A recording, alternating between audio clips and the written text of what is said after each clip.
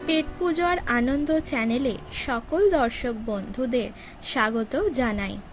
আজকে আবারও একটা রেসিপি নিয়ে চলে এসেছি। আজকে আপনাদের সাথে একটি নিরামিষ রান্না শেয়ার করে নেব। এই রান্নাটা খুব সহজে আর কম উপকরণে ঝটপট আপনারা বানিয়ে ফেলতে পারবেন। আজকে যে রেসিপিটা আপনাদের সাথে শেয়ার করতে চলেছি সেটা হলো তিল পটল।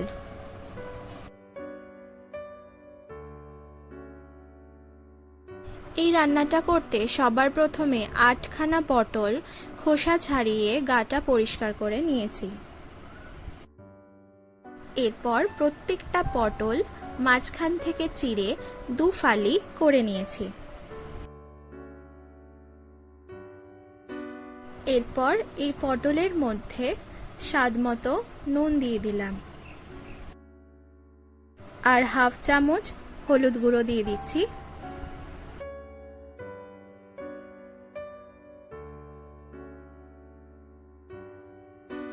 এরপর প্রত্যেকটা পটল ভালো করে নুন হলুদ দিয়ে মাখিয়ে নেব।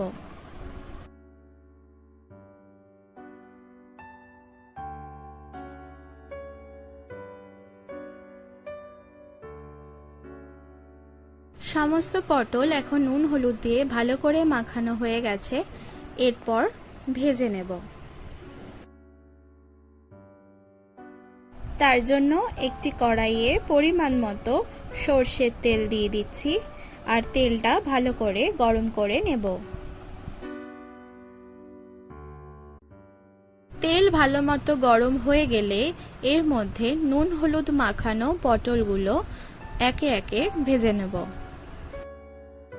সমস্ত পটলগুলো এরকম উল্টে পাল্টে ভালো করে লাল লাল করে ভেজে নেব।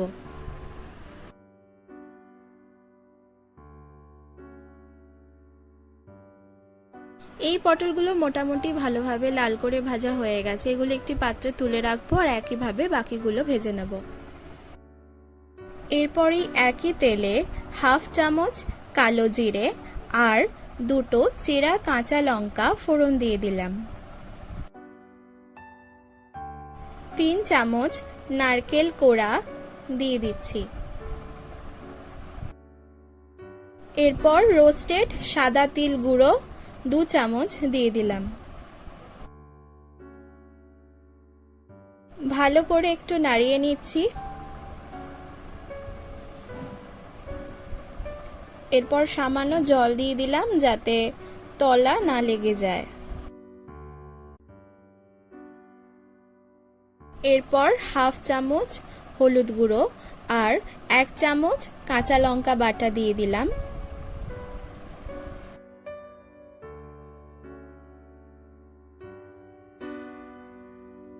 এক চামচ কাশ্মীরি লঙ্কার গুঁড়ো দিয়ে দিলাম।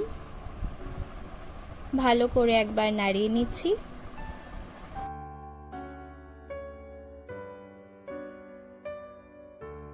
এরপর একটি ছোট বাটির 1 বাটি জল দিয়ে দিচ্ছি আর ভালো করে একবার কষিয়ে নেব।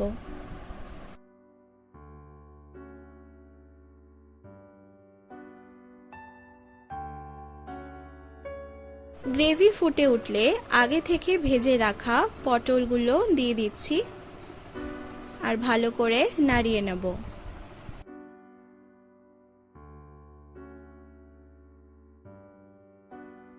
রান্নাটা মোটামুটি হয়েই এসছে, দেখতেই পাচ্ছেন এখন তেল ছাড়ছে। এখন 1 চামচ চিনি দিয়ে দিলাম। নুন আর দিলাম না, কারণ আগেই আমরা ভাজার সময় নুন ব্যবহার করেছিলাম। রান্নাটা এখন হয়ে গেছে, এবার আমরা পরিবেশন করে নেব।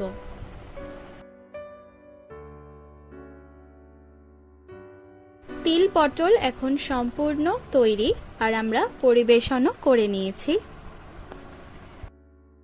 রান্নাটা কেমন লাগলো তা আমাকে অবশ্যই কমেন্ট করে জানাবেন আর যদি ভালো লেগে থাকে তাহলে লাইক আর শেয়ার করবেন আর চ্যানেলে নতুন হয়ে থাকলে চ্যানেলটি কিন্তু অবশ্যই সাবস্ক্রাইব করবেন।